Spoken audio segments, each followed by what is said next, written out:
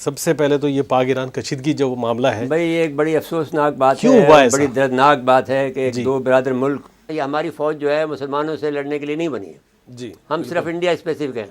समझ आइए आपको नाजरीन। ऑस्ट्रेलिया वाले वो उनसे ये कहते हैं कि जनाब आप जो यू आर माई बॉस, और फिर प्रेसिडेंट बाइडन ये कहते हैं कि आप ऑटोग्राफ चाहिए, बहुत पॉपुलर हैं। और अब सेक्रेटरी एंथनी ब्लिंकन की कसर रह गई थी, तो उन्होंने भी वर्ल्ड इकोनॉमिक फोरम में ये कह दिया कि भाई क्या बात है मोदी साहब की, उनकी गवर्नमेंट की, उन्होंने जो तरक्की कर दी है, इंडिया को जहाँ पहुँचा दिया, तो क्या बात है। इंडिया जब बहुत ज़्यादा सोने की चिड़िया बन जाती है तो फिर उसका इसमें कोई शिकार और होता है। काबिज हो जाता कोई है, शिकार करता है फिर आगे। कोई शिकार करता है, कोई सोने की चिड़िया का शिकार ज़रूरी है। देखा आपने, सुना आपने।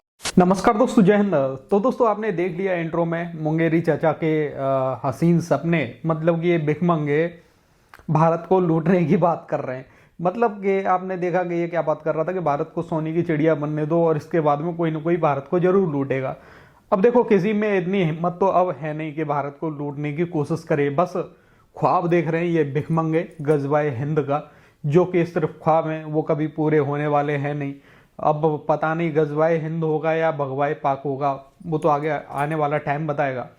लेकिन वहीं दूसरी तरफ अब आज जो दुनिया है भारत की तरक्की की जो रफ्तार है उसकी तारीफ कर रही है। यहाँ तक कि इनका जो आजकल अब्बा है पाकिस्तानियों का, चाइना, वो भी भाई तारीफ कर चुका है भारत की तरक्की की। बाकी दोस्तों मुंगेरी चाचा कई दिन बाद वापस लौट गया है अपने मेन स्ट्रीम मीडिया में, तो शायद हो सकता है इसकी भी वीडियोस आपको देखने को मिलें आगे, और ये क्या क्या बकवास कर रहा है इस वीडियो में।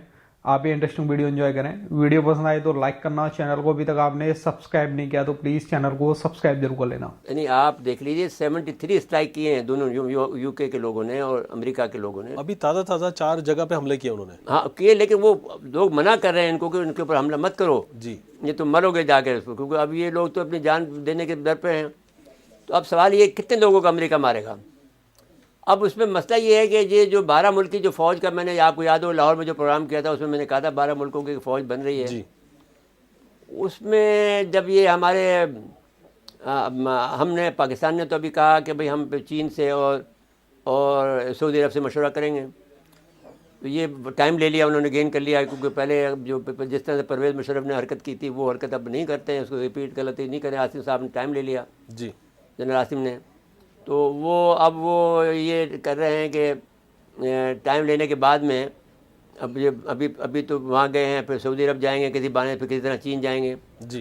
तो टाइम उसने उन्होंने ले लिया है। लेकिन अब सवाल ये है कि ये जो 12 मुल्कों की जो वो है उसमें हमें शरीक नहीं होना चाहिए, और अलबत्ता अपना उनसे हुसियों से गुडविल रखने के लिए अपने जो चीज़ें हैं वो उनको आने देने के लिए उनसे माहदा कर लें जी, कि भाई आप हमें मत छेड़ें तो हम आपको नहीं छेड़ेंगे। बिल्कुल। तो बहरहाल और हमने एक निज़ाम तो बना लिया है वहाँ सिक्योरिटी का। नहीं, वो हमने ज़ाहिर है कि जब उस वक्त हमसे नाराज़ हो गया, कितनी बड़ी धमकी दी थी, आपको याद है यूएई के वज़ीर तालीम ने जी। कि इसकी सज़ा आप सदियों तक बहुत देर अरसे तक भुगेंगे। अब आप भुगती है। देखिए आपने क्या किया है कि आपने यहूदियों को वहाँ पे ज़मीनें दे दी हैं यूएई के अंदर। जी। फिर मौलाना अल्लामा असरारुल हक साहब का ये कहना है कि इतने अरब मारे जाएंगे कि वो लाशें के पड़ जाएंगी, और वो जो कोई अच्छा परिंदा होगा जो लाशों पर नहीं बैठना चाहेगा वो इतनी लंबी प्रवास करेगा, लेकिन वो उसको जगह नहीं मिलेगी और वो ख़ुद भी बेचारा गिर जाएगा, और वो मर जाएगा और गिर जाएगा, क्योंकि लाशें पड़ी होंगी।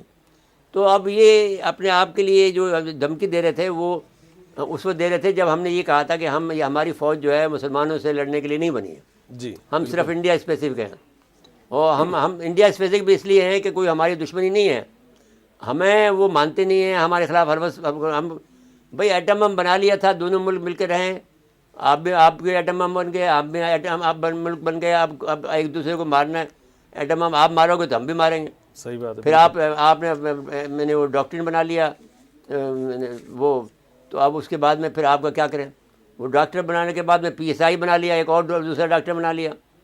तो आप आपका दिमाग ख़राब है, आप हमें हर बात बदी रखना चाहते हैं।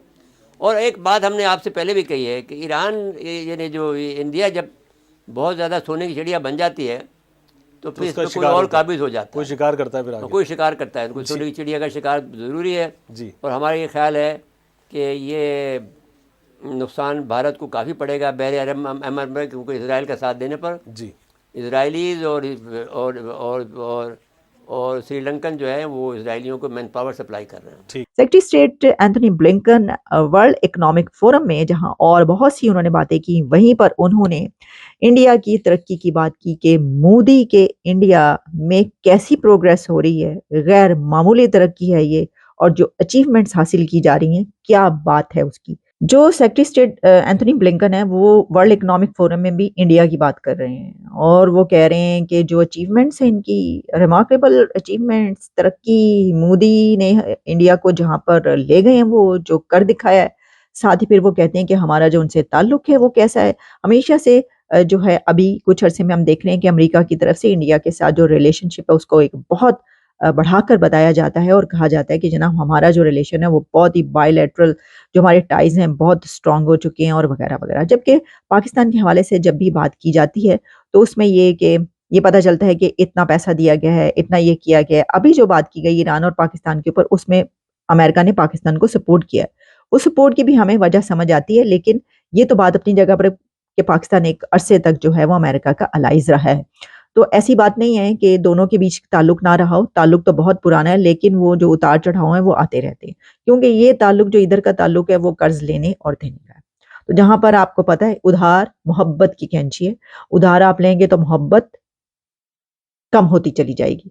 तो ये जो कंट्रीज के बीच ऐसी कोई मोहब्बत तो होती नहीं है, ये तो फायदे होते हैं, ये तो अपने दो तरफा जो ताल्लुकात होते हैं, बायलैटरल इश्यूज, टाइज, ये जो होता है ये सब ट्रेड का मामला होता है कि कौन किससे कितना फायदा उठा सकता है। तो जो उन्होंने बात की है तो वो आप जानते हैं कि इंडिया और जो अमेरिका है उसके बीच कितनी बड़ी ट्रेड है, कितनी बड़ी तिजारत है। तो बहरहाल इंडिया की जहां सभी तारीफ कर रहे थे और जो मोदी साहब है उनके जो वो हैं एंथनी ऑस्ट्रेलिया वाले, वो उनसे ये कहते हैं कि जनाब आप जो यू आर माई बॉस, और फिर प्रेसिडेंट बाइडन ये कहते हैं कि आप ऑटोग्राफ चाहिए, बहुत पॉपुलर हैं। और अब सेक्रेटरी एंथनी ब्लिंकन की कसर रह गई थी, तो उन्होंने भी वर्ल्ड इकोनॉमिक फोरम में कह दिया कि भाई क्या बात है मोदी साहब की, उनकी गवर्नमेंट की, उन्होंने जो तरक्की कर दी है, इंडिया को जहां पहुंचा दिया, तो क्या बात है। ये बात हुई, लेकिन अब मैं आपको बताती हूँ इससे ज्यादा बड़ी खबर, और वो खबर जो कि रॉयटर्स दे रहा है, पर यह है कि India could ease China investment curbs if border stays calm. इसमें यह कहा गया है कि इंडिया जो है चाइना की इन्वेस्टमेंट, चाइना का कारोबार इंडिया में बहुत ज्यादा है। इतनी दोनों की ट्रेड है $100 बिलियन से ज्यादा, कि जो चाइना है वो ये कहता है कि मेरा बिजनेस तुम बंद ना करो। तो दोस्तों यहाँ तक वीडियो देखने के लिए धन्यवाद। और सबसे पहले देखो बोलना चाहूँगा, मुंगेरी चाचा ये जो एंट्री की है दोबारा से मेन स्ट्रीम मीडिया में, इसने की है ईरान और पाकिस्तान के बीच में जो कुछ हुआ था उसके बाद में। लेकिन वो सब एक ढोंग था, ड्रामा था, उसको बिल्कुल भी मैं तो इंडियंस को बोलूँगा सीरियस ना लें। ईरान और पाकिस्तान के बीच में जो कुछ भी हुआ है वो पाकिस्तानी आर्मी और ISI का ही खेल था, ताकि बलूचों को दबाया जाए, और आजकल वही काम पाकिस्तान के अंदर हो रहा है। बाकी दोस्तों आपका क्या कहना है इस वीडियो के बारे में, अपनी राय कमेंट में ज़रूर देना। वीडियो पसंद आई तो लाइक कर देना। फिर मिलते किसी नेक्स्ट वीडियो में, तब तक के लिए जय हिंद, जय भारत।